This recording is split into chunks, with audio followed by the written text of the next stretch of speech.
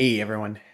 This video I just wanted to do about lead magnets because by far the best campaigns that we've ever sent for cold email all have lead magnets. So basically the best campaigns are the ones where people give something in order to get something. And I have a lot of customers who struggle with coming up with lead magnet ideas. So today I just tried to think deeply about how can you create a lead magnet essentially from nothing? And I'm going to talk about why, and I might, talk a little bit too much in this video, but who knows? And so, first, what's the problem, right? I work with a lot of software companies, and sometimes their time to value is extremely long. And the problem that that creates is the only way that you can really get value from their software product is if you integrate it with your ERP system, you integrate it with your CRM, you integrate it with your HRIS system, you integrate it with Slack. Like that, you after you integrate it with everything, then you can start getting value. And so it's really tough for them to have a free trial of their product because they sell to enterprise. It's really tough to have a free trial of their product. It's really tough to, do kind of audits because they deal with really highly sensitive information. It's just difficult to have a lead magnet for them. And so I wanted to think about frameworks that you can use to brainstorm your own lead magnets. So if you're working with Growth Engine X, we could, do this with you. Or if you're just watching the YouTube and getting value here, then, this is how we can think about it.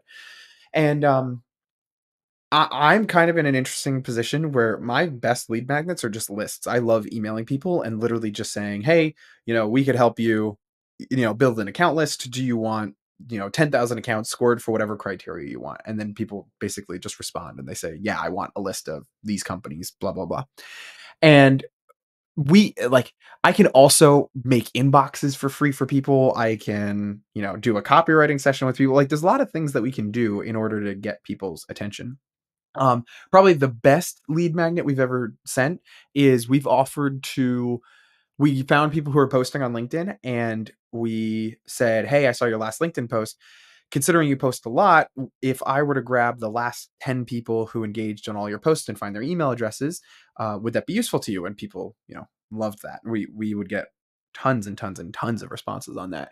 And so now I say this because a lot of people are still sending emails of, "Hey, like, would you wanna book a demo?" And it's like, yeah, booking a demo is cool, but, if you can give something, if you can tell your prospect, "Hey, if you have a call with me, this is what you're gonna get in return."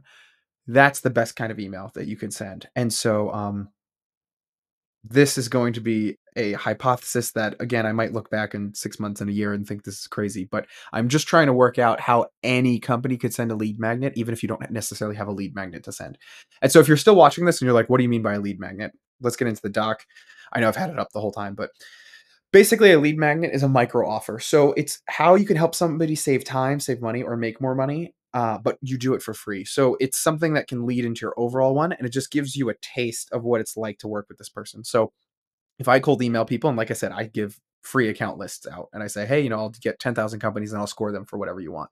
Then, we can send those out and people, they find value. And the reason I do 10,000 is because people know that they're like other companies are charging for that and I'm going to give it to them for free. Right. So the best lead magnets are things that you can offer for free that show your value. And, the prospects know other people are charging for and you're giving away for free.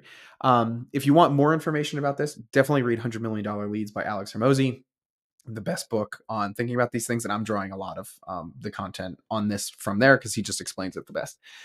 And so, like I said, a lot of companies, though, they have a tough time coming up with these lead magnets. And so usually when you're giving somebody lead magnets, you're usually giving them some kind of leverage and you gain leverage through media, tech, or actual services. So other people's time, software, or media, right? And so media is sometimes the easiest way to, do a lead magnet, but oftentimes people don't totally care about the media.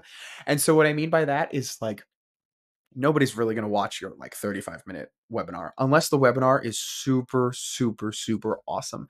And so if you're going to have a media lead magnet, I actually highly recommend posting them on social media and seeing which one performs the best, and do it in a request for content and you receive content style. So if you post it on Twitter or you post it on LinkedIn and you say, hey, just comment on this and I'll send it to you. That way you can really gauge like how many people actually want the content, because your 35-minute webinar people might not care about, but if you made content around like, here's the exact tech stack we use and the process to get it all set up to send 1.5 million cold emails per month. Yes, that's media, but people are charging for that in their courses. And I could also test like how people want that on social. A big thing with media ones is if you can't get people to want it for free, who follow you, no way people are going to want it on cold email, right? So media is it's a tangible lead magnet where you actually have something to give somebody, right? And so hopefully you have something to give somebody, but maybe you don't. And so then tech is like a free trial. So if you have a free trial of your software, great. So like another kind of tech that I like to give people access to is sometimes just spreadsheets, just because if you sign up for a free trial, you're like, signing up and you're going to get their emails and you got to try their product, and yeah, I don't know. People might feel a little bit manipulated on something like that. Well, manipulated is not really the right word, but it's like, of course you want them to get a free trial, but if you have some kind of ungated, that's the better thing that I'm thinking about. Ungated tech. Actually, we should change this. Whoops. Oh my gosh. Ungated tech is really what I mean. So for instance, we have an automation that automatically updates DNS records for the domains and the inboxes that we set up, right? And if I were to send to somebody and say, hey, so you have a bunch of SDRs on your team, cold email is getting a lot harder, you have to set up all these secondary domains. We have an automation that does all of this stuff for you. Could we just send it over for you? Great. Like then now we have all, like, we could just give it to them. It's not in our free trial. It's not, any of those things. We could just give it to them and it's not gated. All they have to do is just say yes. And then service is, the hardest one, especially for SaaS companies to do. And so by service, it's like me going out and scraping people's last 10 LinkedIn posts for all the people who engaged in the content, right? That's a service that we could provide for somebody. We could do it for free. It has a very small scope of work, but it's very valuable, all this stuff. And so I would say these are examples of the top lead magnets, but you have to have something prepared for all of these things, right? And a lot of times when we're working with customers, it's the first time they're thinking about lead magnets. So I was spending a lot of time trying to think about what are lead magnets that you, as just the founder of your company or a salesperson for your company, could just offer people, and you don't have to put a lot of things together. Now, all of these intangible lead magnets, they all technically fall under media. Don't get me wrong. I'm not, if you're watching this video and you're like, Eric, these all sound like media. They're all absolutely media, but a lot of times I'm working with people and they say, oh, we don't have a PDF for that. Or, it's going to take a long time to get a video created for this. Or we don't have this content prepared and all these things. That's not what we're going for here. One, it shouldn't take you that long, but anyway, let's just put that to the side. The whole point of this is if we email somebody and we say, hey, if you take a meeting with me, this is what you're going to get in return. All we're trying to do is we're trying to cross that gap.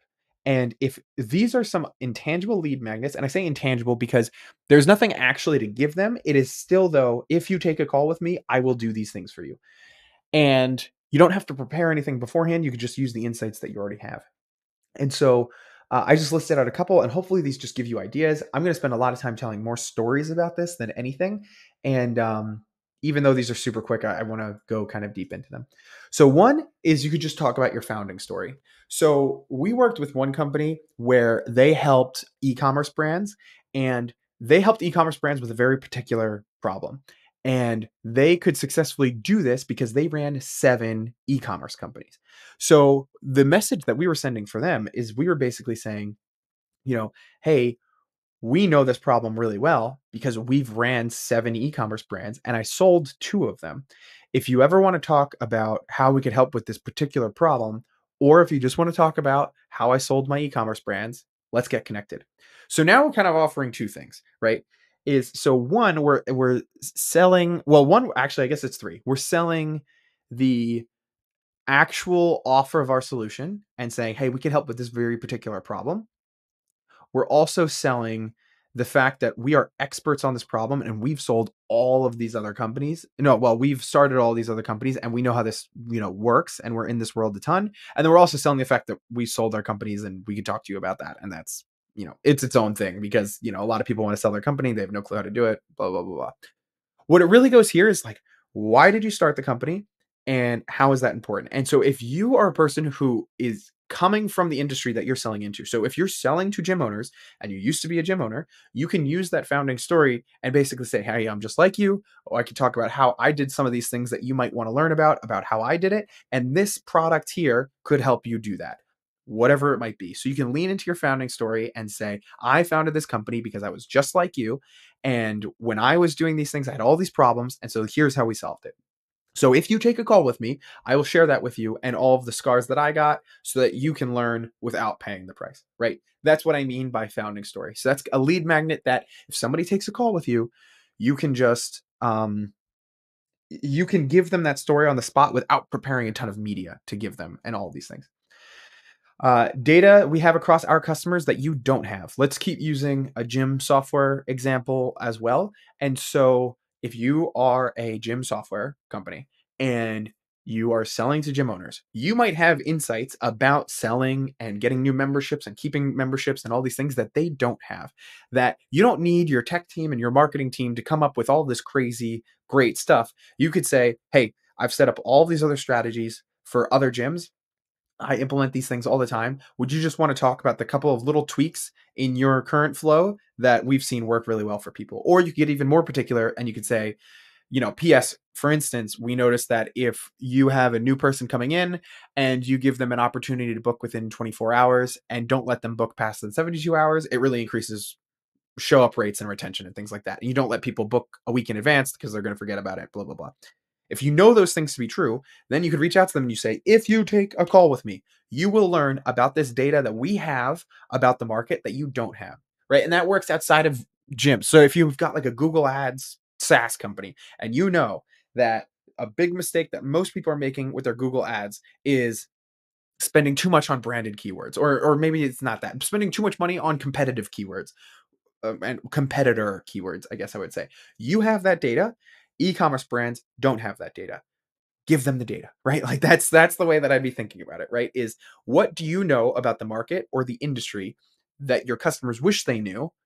And then you can go forward. So, for instance, I mean, this very video right now for our company, I know that the people who give more in an email get more responses. Hands down, you can fight me on it. Like every single time. If you can answer the question, if you take a meeting with me, what do I get in return for your prospects? You will get more responses. That's just the way that it is. And so, anyway, data and that you have that other people don't have, right? Like one piece of data that we have is a lot of people are worried about like, well, what's the perfect time to send emails, this, that, and the other thing. Doesn't matter. Send the email. You're thinking too much. Like just keep going, right? So that's another thing. Okay, so another one, it's a slight twist on the data we have across our customers that you don't have, but it's past successful customer strategies. So in the past, you know that customers would do something in order to increase their conversion rates and to increase customer success, whatever it might be. You can share those strategies with new customers and say, hey, here's how people do it. So, for instance, we work with a marketing agency that's one of the highest reviewed agencies on G2, and they work with a ton of great SaaS companies. And so we basically, our lead magnet for them is, hey, if you book a call with me, you will, I'll just tell you a lot of the trends that are working right now for our past customers that you could just implement on your own. Whether you work with us or not, you'd be able to implement these things, right? And so you can apply that for a ton of things. If you have a financial software, like a financial planning software, you could even go out and you could say, hey, everyone, you know, here's a way that people are mixing AI and judging the quality. They're using AI to increase their financial planning, but then they have this step in the process in order to completely make sure that it's accurate, right? So solving some kind of problem with some kind of strategy here, right? So that's another thing that you could do as well. A little bit of like data we have across our customers that you don't have, but it's also, past successful customer strategies. Do you want to know how other gyms are opening up and increasing revenue by $50,000 a month? I could just tell you the story and you could implement it by yourself, or we could do it for you, whatever it might be. I know that leans more towards service with that one. So I'm not sure, but if you sold like a software that automatically did that, I mean, they could take a shot at creating the automations. Who knows who's going to do that? But anyway, so that's another one. Audit and customer and competitor analysis, a little bit similar. So an audit, I would say, is like what are like giving them a free review of what they're currently doing today versus a competitor analysis. They sound similar, but let's just talk about the difference. So if I were to come in and I were to say, hey, um, I'm going to come in and I can audit your cold email sequence and I'll let you know if anything is not a best practice right now. So for instance, like people are sending 7 emails in a sequence and we know that they should be sending 3, I can just jump in and see their sequence length and just tell them that they should be cutting it, right? And just doing that. Versus a competitor analysis where somehow if we were to get a hold of the cold email sequences that their competitors are sending, then and look at theirs, and then we can kind of copy and paste what everybody is doing, right? Um, so anyway, that's just like so with an audit, you could come in and you can see what are they doing today and how could they be doing it better, and hopefully how can your software help them do that as well, or how can your service or your product help them do that as well with the audit that you gave them. And you could do it in real time, highly personalized, high touch, give them everything that you can, versus a competitor analysis where you could say, hey, like on the call we could just review what I see about the competitors and I can tell you how it seems like you stack up to them using our expertise, all of those things. Okay. Personalized strategy session. This is a little like, I don't know. Actually, I probably should have lumped this together with an audit and a competitor analysis. Um, but basically what I was just going for here is uh, it's a little bit different than an audit because if they don't have this in place right now, I just wanted to remind myself to basically say another kind of intangible lead magnet that you could give people is to say, hey, even though you don't have this process in place, I could draw out a strategy for you on a 30-minute call of how to, put this process into place. So that's one way. Checklist is, I mean, this is a little bit of media because you're going to have to prepare a little bit of things. But if you say, hey, I've got a checklist of all these things, do you want to run through them together? And on a call, we could talk about it. That's another thing that you could talk about. Industry benchmarking, a little bit of a combination of data you have and the competitor analysis. But this is just basically looking out into everything and telling people, sometimes my customers come to me and they're like, yeah, if we get a 20% open rate, we'll be happy. And I tell them, we're not happy at a 20% open rate because we know across this industry that you should be getting a 40, 50, 60, 70, 80% open rate. It shouldn't be 20. And it's just because they're using their tech incorrectly that they're getting low open rates like that and they're getting in spam. If you're in my comments, I know open rates aren't totally accurate, but bear with me. So industry benchmarking is a little bit of a comparison of competitor analysis and then data that you have, where you can basically say like, look, we know all of these things about the industry, could we share some of those things with you? And then just a step further on that, doing a future trend analysis of, as long as these things keep happening, here's what I think is going to happen. And here's how you can prepare for those things. So for instance, with Google tightening down on spam filters, here's what we're doing to prepare for it. It's just trending this way. And here's the solutions that we are thinking about. So instead of only opening up 3 domains, we recommend setting up 6 and then just keeping some of them slightly warming. And then we can move on to the other ones. Right. And so that would be like a future trend analysis that you'd be able to do for somebody and how they should be taking steps today to prepare for the future that's coming. And so I hope this was helpful as I really am trying to help people who have a tough time creating lead magnets because they feel like they don't have anything that they can just give away for free. You do have things that you can give away for free. Oftentimes they're insights, and I hope one of these sparked another idea with you of some kind of insight that you can also give. But then keep in mind that a lot of these insights are media as well. So if you want to test any of these insights, like I said, this is a big thing too. I almost forgot this part. You want to test your lead magnets for interest before spending a lot of time building them. We've had people spend, internal engineering hours to build lead magnets for outbound campaigns, and we're not even sure if they spend all this time if people are even going to request it. So what we'll do is we'll change the copywriting so that we'll say like, you know, basically, hey, it's going to take a little bit of elbow grease, but we could put it together for you just to see if we do automate this process, if people would want it. So I'll just flesh that out completely for you. So if you had, like I said, a Google Ads, platform that, helped predict what ads were going to be the best ads, and you want it, and your whole process, it takes a long time. You have to learn a lot about their industry and this, and that, and the other thing. But you wanted to test, hey, if you put in your product type, I can just output some good Google ads for you, but it's not built today. You don't even know if people want that on outbound right now. So what you could do first is you could just say, hey, it's going to take some elbow grease, but if you tell me, but I would use AI to write this message a little bit. But if I were to do an audit on this industry